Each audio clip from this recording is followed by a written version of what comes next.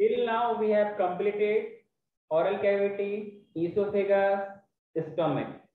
Clear? Next बात करने वाले हैं इंटेस्टाइन के बारे में। अरे हाँ सही, बहुत लंबी सी ट्रैक होती है, क्या होती है? इसमें आपको मिलेगा, पहले मिलेगा स्मॉल इंटेस्टाइन जो कि बहुत छोटी होती है। अरे बोलो, पहला होगा स्मॉल इंटेस्टाइन जो कि बहुत छोटी होती है, इसका नाम क्या है? स्मॉल इंटेस्टाइन, यस और नो? नहीं सर, बड़ी होती है। इट इज नेक्स्ट है आपके पास लार्ज इंटेस्टाइन जो कि बहुत बड़ी होती है। सही, तो ऐसे तो होता है। नहीं सर। देखा जाए स्मॉल इंटेस्टाइन को, किसको? स्मॉल इंटेस्टाइन को डायमीटर में ये छोटा होता है। अरे हाँ कि ना? हाँ सर। डायमीटर में ये छोटा होता है, ये नीचे का मतलब छोटा, और कभी इसका मतलब डिक्रीज भी होता है, लेकिन लेंथ में लंबी होती है। हाँ कि ना? अरे बोलो ना। हाँ सर। डायमीटर देखा जाए तो डायमीटर में ये बड़ा होता है और लेंथ में ये छोटा होता है। क्या मेरी बात सबको समझ में आई? हेलो। हाँ। अगला है स्मॉल इंटेस्टाइन। हाँ भारती शर्मा। Yes sir. सब ठीक है? हाँ सर। बात समझ में आ रही मेरी? हाँ sir. Small intestine. Sir small intestine के कितने पार्ट होंगे बताओ? 3। बेसिकली इनको याद करने के लिए हम लोग क्या, आपने बोलते हैं ना कि डीजे वाले बाबू जरा आगे बोलो। नहीं बोल रहे हैं तो बात नहीं।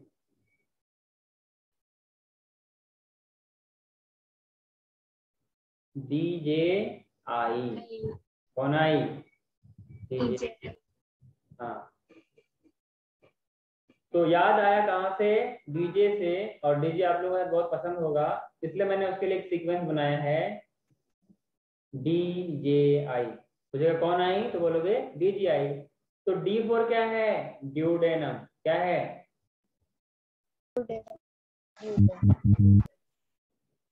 तनासरी 1 एंड तनासरी 2, सबको समझ में आ रहा है? अगला है जे जे नम। जे जे, एक मिनट,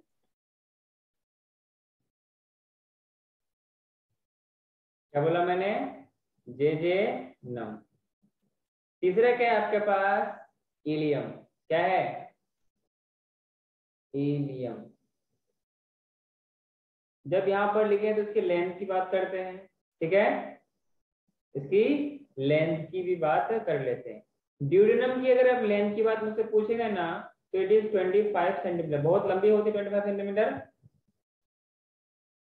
कितनी होती है? अपने हाथों से बताओ।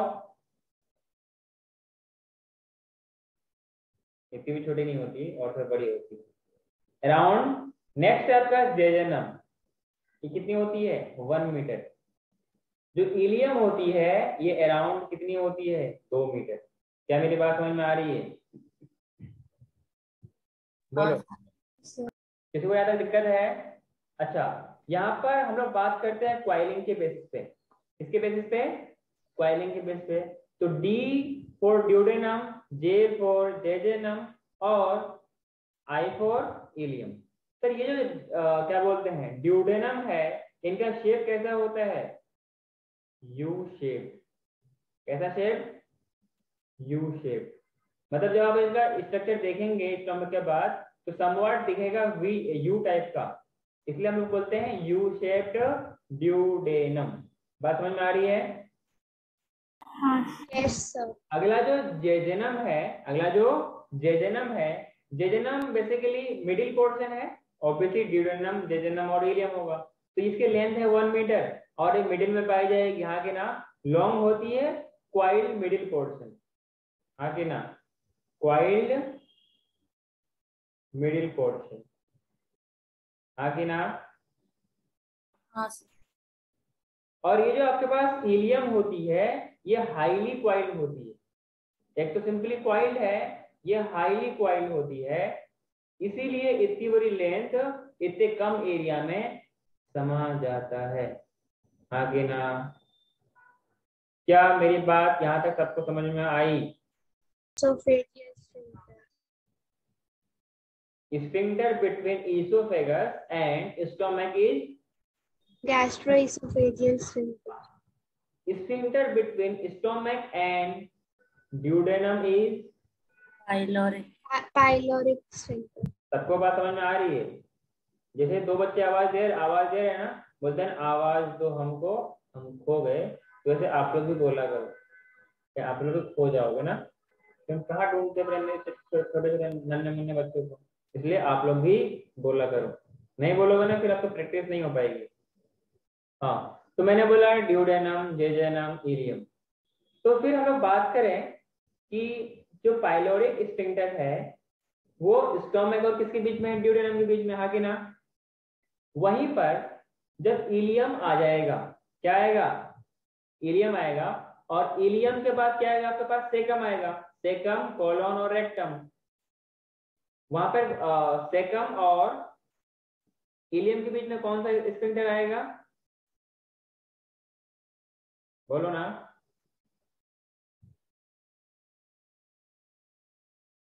चलो अभी ये पढ़ना है, पहले हम लोग उसको थोड़ा और ड्यूडेनम को डिटेल से पढ़ते हैं, फिर जेजेनम पढ़ेंगे, देन फिर इलियम पढ़ेंगे। क्लियर है? एक टर्म होता है जो स्मॉल इंटेस्टाइन है, उसका इनिशियल पार्ट क्या होती है? बोलो। ड्यूडेनम। ठीक है, it is the widest part. क्या, कौन सा पार्ट? बोलो।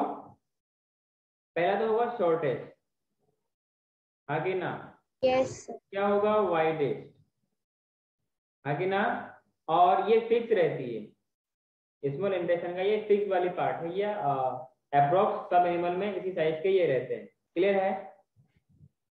efficient absorption of digested food takes place, हाँ कि ना? तो अगर हम चाहते हैं कि फूड का ज्यादा से ज्यादा क्या हो? एब्जॉर्प्शन हो, तो इसके लिए हमें कुछ मॉडिफिकेशन चाहिए। सिंपली ट्यूब से काम चलेगा नहीं, हाँ कि ना?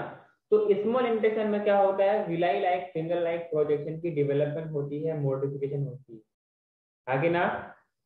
So to have a efficient absorption of food in the small intestine, we should have some kind of modification in the alimentary canal, मतलब in the small intestine. Clear है? तो पूरा मैक्सिमम स्मॉल इंटेस्टाइन के पास में क्या होती है? Villi like projection होती है, मतलब फिंगर लाइक प्रोजेक्शन होती है, उनको हम लोग क्या बोलते हैं? विलाई बोलते हैं, हाँ कि ना? बोलो। हाँ सर। तो फॉर एफिशिएंट एब्जॉर्प्शन, ये नेक्स्ट बात कर रहे हैं, for efficient absorption there are some modification, हाँ कि ना? उसी ट्रैक्ट में विलाई होगा, हाँ कि ना? बोलो। और माइक्रो विलाई होगा, होगा कि नहीं होगा? आई थिंक आप सबने डायग्राम तो बना लिया होगा, बोलो ना। अरे बोलो, हेलो, बोलोगे नहीं बोलोगे? हेलो,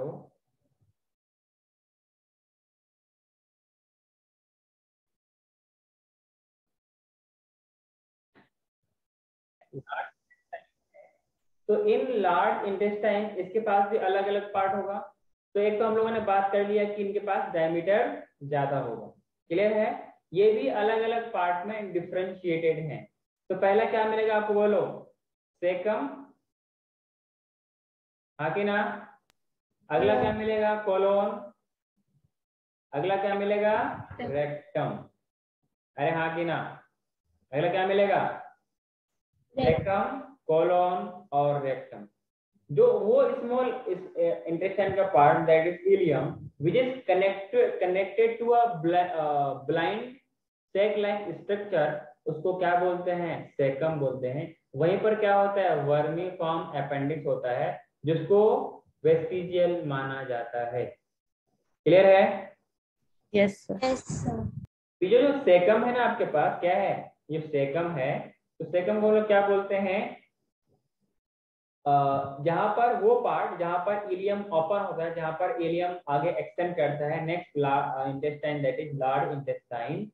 और ब्लाइंड इसलिए बोलते हैं कि वहां पर कुछ खास तौर पे काम होता नहीं है, मतलब कुछ ब्लाइंड मतलब वहां पे कोई कुछ अलग टाइप का काम होता नहीं है, इसलिए बोलते हैं blind sac like structure, that is the caecum. वहीं पर क्या होता है, वर्मी फॉर्म अपेंडिक्स होता है। क्लियर है? So in next to ileocaecal junction, ileocaecal junction, वहां पर क्या प्रेजेंट होती है, सेकम प्रेजेंट होती है। आगे ना, जो इसके लिए वाल्व होती है ना, वाल्व का नाम क्या होता है, इलियोसैकल वाल्व। क्या बात याद रहेगी, इलियोसैकल वाल्व। बात समझ में आ रही है? हाँ सर। ये स्मॉल होती है सेकम, और स्मॉल होती है, और ब्लाइंड सैक होती है। क्या होती है, ब्लाइंड सैक, मतलब उससे आगे कुछ और, मतलब कोई और उसका पार्ट नहीं होती आगे ना, इसलिए क्या बोलते हैं, ब्लाइंड सैक बोलते हैं। क्लियर? हाँ सर। दूसरी बात, ब्लाइंड इसलिए बोलते हैं, ज्यादा वो विजिबल नहीं होती, इसलिए क्या बोलते हैं, बोलो, blind. Blind sac like structure. Ritika, Rishika सब ठीक है, कोई दिक्कत तो नहीं? नहीं सर। लग तो रहा है कुछ गड़बड़ चल रहा है। आगे बढ़ो क्या? Yes sir. हाँ, अगर इसकी लेंथ के बारे में बात करें ना, इसके बारे में बात करें, इसका लेंथ के बारे में बात करें, अराउंड 2 सेंटीमीटर इसकी क्या होती है, लेंथ होती है। मतलब अगर खैर इतना इम्पोर्टेंट है नहीं ये, लेंथ की इतना इम्पोर्टेंट जरूरत नहीं है, जो कि लेंथ का इम्पोर्टेंस वो कहाँ पर था, स्मॉल इंटेस्टाइन में। तो इलियोसैकल जो इसका ओपनिंग होगा, उसके नीचे क्या होता है, अप्रोक्स जो आपका सेकम है, जो इलियोसैकल जंक्शन है, उसके अराउंड 2 सेंटीमीटर नीचे एक फिंगर लाइक आउटग्रोथ होती है, उसको क्या बोलते हैं, appendix. Appendix. Below ileocaecal junction और ऑरिफिस। ऑरिफिस का मतलब opening. Vermiform appendix is present, ऐसा लिखिए, ऐसा लिखिए, a worm like structure, worm like structure arise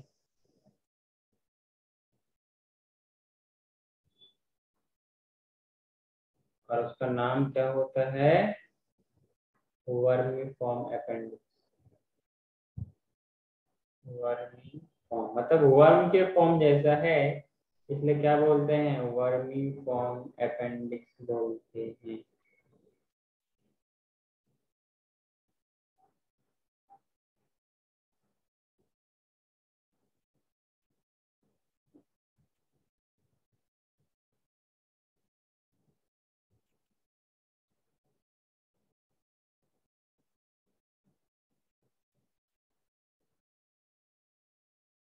ठीक है, वर्मी फॉर्म अपेंडिक्स, कोई दिक्कत?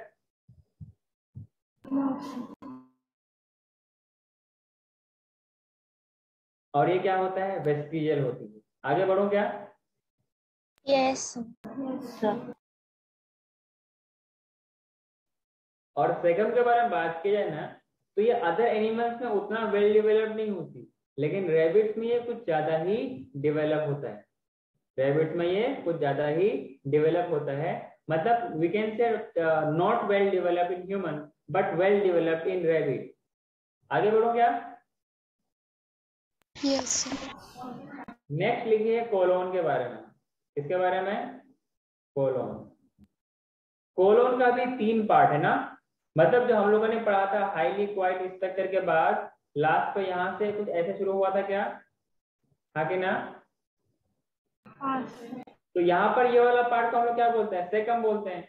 इसके बाद क्या होता है, कोलोन, ये यहाँ तक पूरा का पूरा क्या होता है, कोलोन होता है।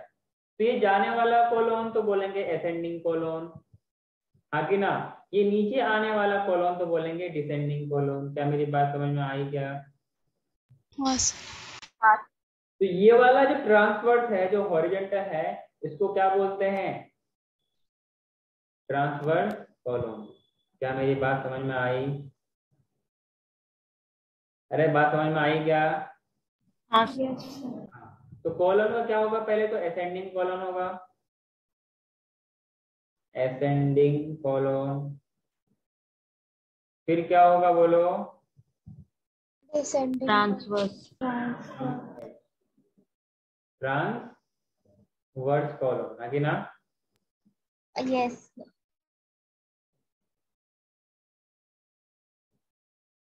अगला क्या होगा, डिसेंडिंग कॉलन। अरे बोलो,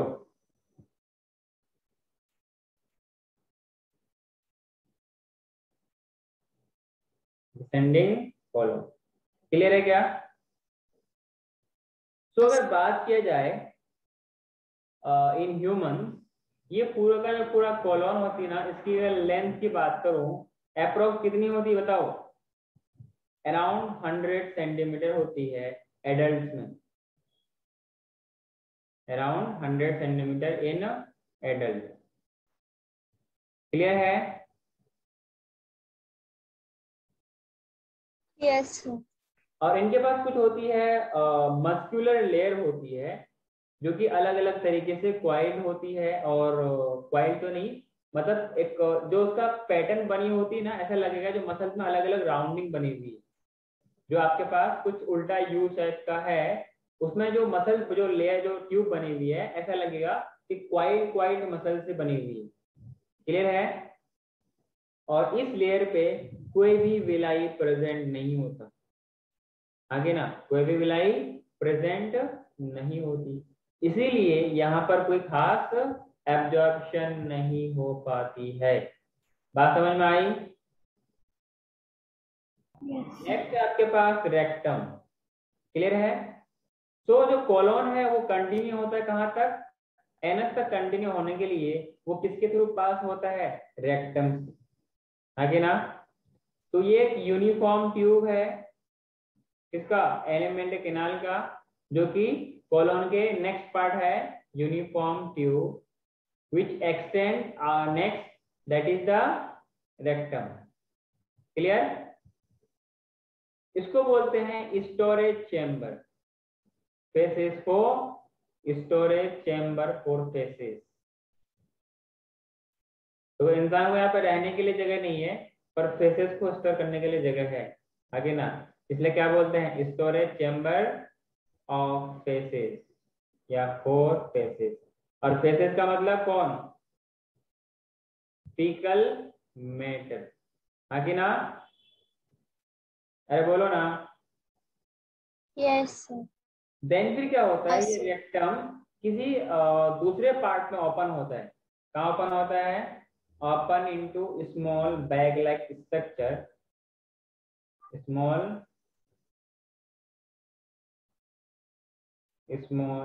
bag like structure,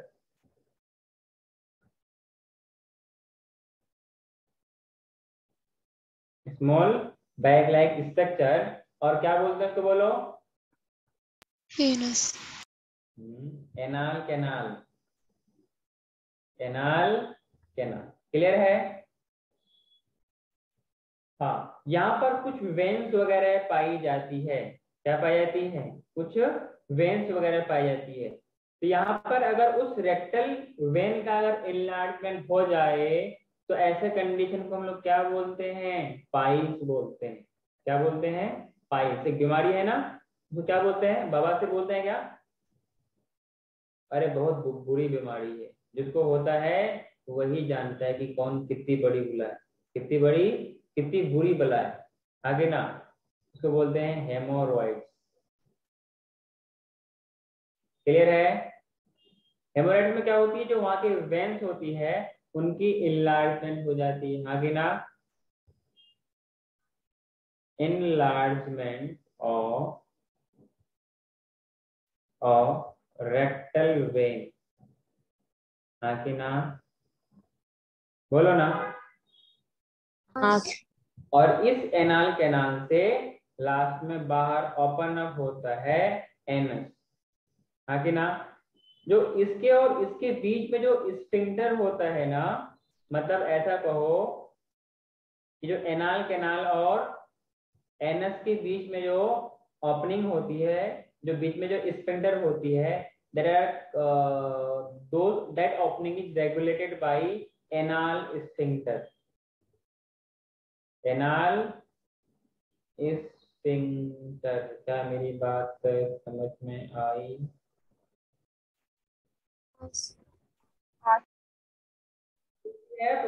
to anal sphincter. तो इसमें मतलब एनाल स्फिंक्टर जो है वो बेसिकली दो पार्ट में डिवाइडेड है। इंटरनल एनाल स्फिंक्टर जो कि कैसा है, इनवॉलेंट्री है, हाँ कि ना? इनवॉलेंट्री, जो बॉडी के कंट्रोल में, वो अपने हिसाब से रेगुलेट करेगा। क्लियर है? जो दूसरा वाला है वो क्या है, एक्सटर्नल एनाल स्फिंक्टर, हाँ कि ना? और ये वाला क्या हमारे विल में है, तो फिर इसको हम लोग क्या बोलेंगे, वॉलेंट्री बोलेंगे। हाँ तनुश्री टू, समझे? तो बोलते हैं T2, T1 और T2। आगे बात करो क्या?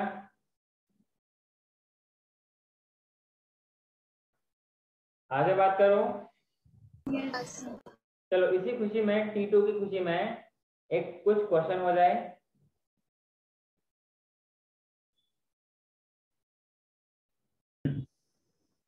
तो पहला question, dental formula for a child is, सब अपना अपना बोलो जल्दी। Dental formula of a child.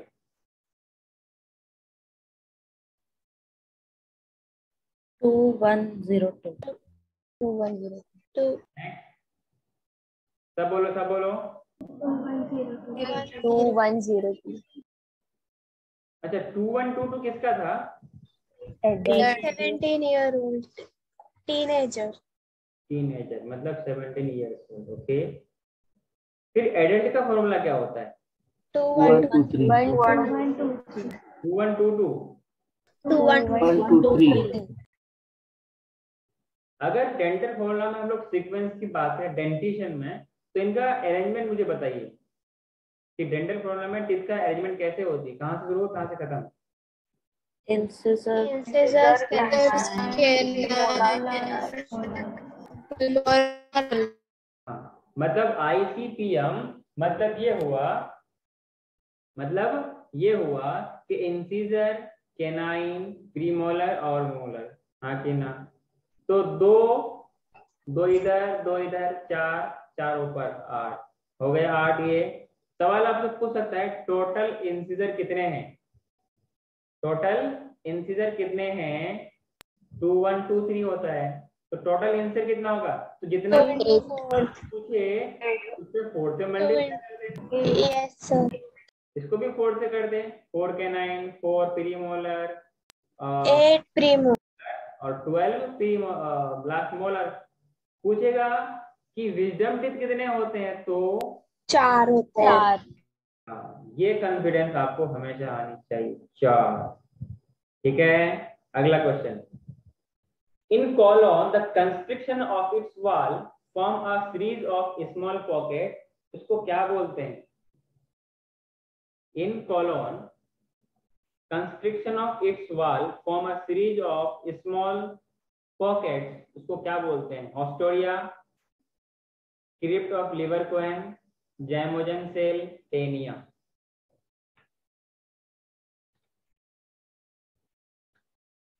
बोलो।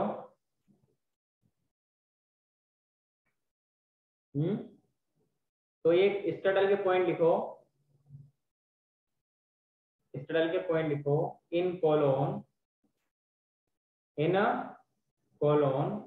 जैसे मान लो ना ये आपका क्या है, इंटेस्टाइन है ना कोलोन का, तो इसमें कुछ कंस्ट्रिक्शन होती है अंदर में। क्या होती है? कंस्ट्रिक्शन, जो कि थोड़ा थोड़ा डीप लाइक स्ट्रक्चर बनाता है, उनको बोलते हैं होस्टोरिया, जिसमें बैक्टीरिया वगैरह रहते हैं। आगे ना कंस्ट्रिक्शन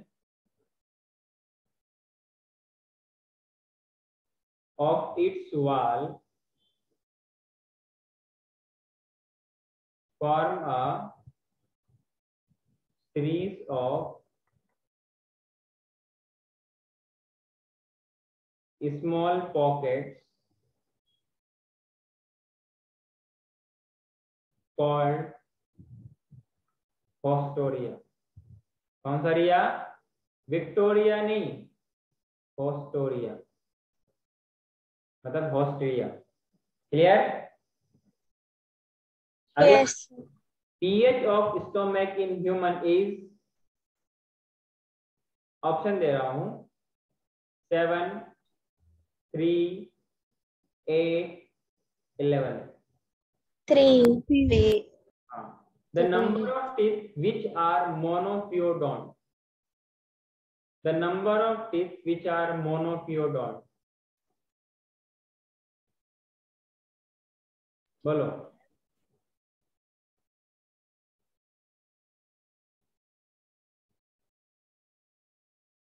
20. Monophyodont 12. 12. हाँ, minus 2 प्रीमोलर और एक last molar. तो 3/4 12 होता है। आगे ना Yes, sir. कोई दिक्कत? अगला क्वेश्चन। नहीं sir. The cells of epithelial lining the vertebrate stomach are not damaged by HCl because of, मैं थ्योरेटिकल पॉइंट बता चुका था। पहला option mucus secretion covering the epithelium, दूसरा neutralisation of HCl by alkaline gastric juice, तीसरा HCl being dilute, चौथा epithelium being resistant to HCl. Mucus epithelium. अगर आपको ऑप्शन ना भी मिले तो क्या आंसर दे सकते हो? Yes, sir. कोई बात नहीं, अगला क्वेश्चन इसी क्वेश्चन में बता दो। The structure which prevents the entry of food into windpipe or the trachea during swallowing in mammals is epiglottis. which of the following common passage is in swallowing food and breathing? Pharynx. कौन सा? Pharynx. Other student, what about other? Pharynx. Pharynx. सोच लो। लैरिंग्स को क्या बोलते हैं? Sound box बोलते हैं क्या? Yes, sir. ग्लोटिस भी होने से रहा, गलेट भी होने से रहा, तो बचा क्या? Pharynx. The hardest constituent of tooth is Enamel. enamel. मेल में ई लगा दे तो क्या हो गया? enamel. हाँ कि ना? अगला types of teeth in human is 4. क्या बोलते हैं? थीकोडोंट बोलते हैं, एक्रोडोंट बोलते हैं, प्लूरोडोंट बोलते हैं, या होमोडोंट बोलते हैं? Thecodont. पक्का? Heterodont.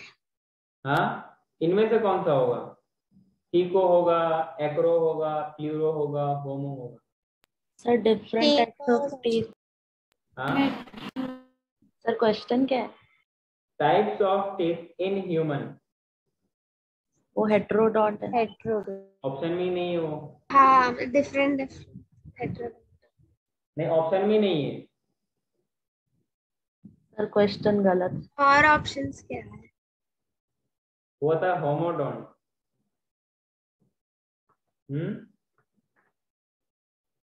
क्वेश्चन गलत है। होमोडोंट कैसे हो सकता है? देखो, टीथ ह्यूमन के मतलब types of teeth on the basis अलग अलग था ना, कि सॉकेट पे अटैचमेंट है या डिफरेंट टाइप्स ऑफ टीथ है। आगे ना, तो इन हिसाब से ऑप्शन के हिसाब से कौन सा होगा? थीकोडोंट। थीकोडोंट। ये सब सॉकेट में attached. हाँ, अगला question, posterior part of soft plate hangs down in a pharynx called, posterior part of soft palate hangs down in pharynx is called uvula. हाँ uvula.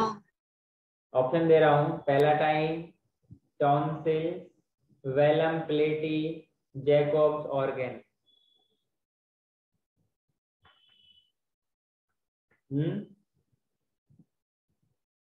बोलो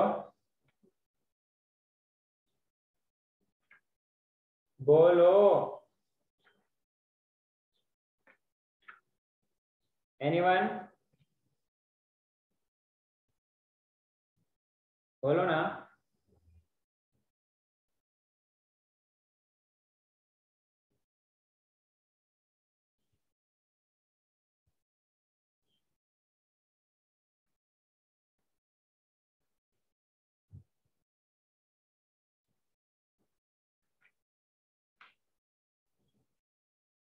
एक हमने जब हम लोग डायग्राम पढ़े थे तो वहां पर कुछ पैलाटाइन टॉन्सिल था क्या? बोलो, हेलो, नहीं सर। चलो कोई नहीं। अगला क्वेश्चन बताओ, nasal chamber and buccal cavity separated by, nasal chamber and buccal cavity separated by यूव्यूला। nasal chamber and buccal cavity is separated by uvula, palate, palatine, none of these. palate. जो ऊपर वाला palette है ना, आगे वाले को बोलते हैं हार्ड, पीछे वाले को बोलते हैं soft. The floor of the buccal cavity. Monophyodonts are कौन कौन से? Premolar. Molar and Last molar. तो प्रीमोलर और लास्ट वाला मोलर। क्लियर?